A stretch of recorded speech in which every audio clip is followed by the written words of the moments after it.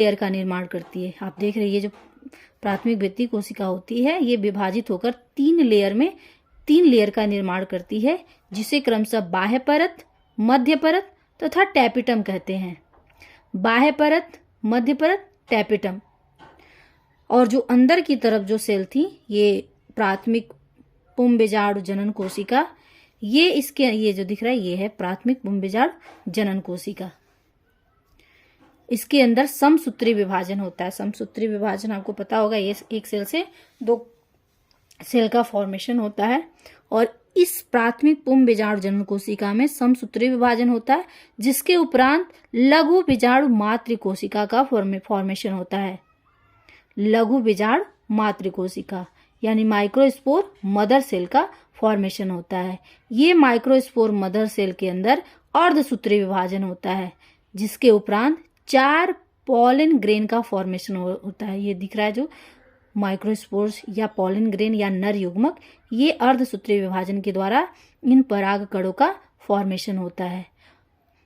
इन पराग कणों को प्रोटेक्ट करने का काम बाह्य परत तथा मध्य परत करती हैं और टैपिटम का काम इन पराग कणों को पोषण देने का काम होता है। ये टैपिटम अगर पूछ दे टैपिटम क्या होता है, इनका कार्य क्या होता है, तो आप बताएंगे टैपिटम का मुख्य कार्य पराग कणों को पोषण देना होता है और इनको प्रोटेक्ट करने का काम बाह्य परत तथा मध्य परत करती हैं। इसी को हमको पढ़ना था, ये पराग कणों का निर्माण जो बोर्ड एग्जाम के लिए इम्पोर्टेंट है। फर्स्ट फिगर ये है, सेकेंड ये है, थर्ड ये है और लास्ट ये है। इसी में पराग कण का फॉर्मेशन हुआ है। इस तरह समझेंगे। इमेच्योर क्या है? पराग कोश है। पराग कोश किसकी बनी होती है? विभज्योतिकी ऊतक की। और विभज्योतिकी ऊतक की कोशिकाएं हाइपोडर्मल सेल कहलाती हैं। और हाइपोडर्मल सेल इनकी कुछ कोशिकाएं आकार में बड़ी हो जाती हैं, जिसे हम आर्चिस्पोरियल या प्रपसु कोशिका कहते हैं।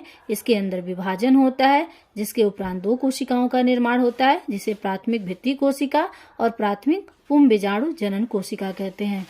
प्राथमिक भित्ति कोशिका विभाजित होकर 3 परत का निर्माण करती है, जिसे क्रमशः बाह्य परत, मध्य परत तथा टैपिटम कहते हैं।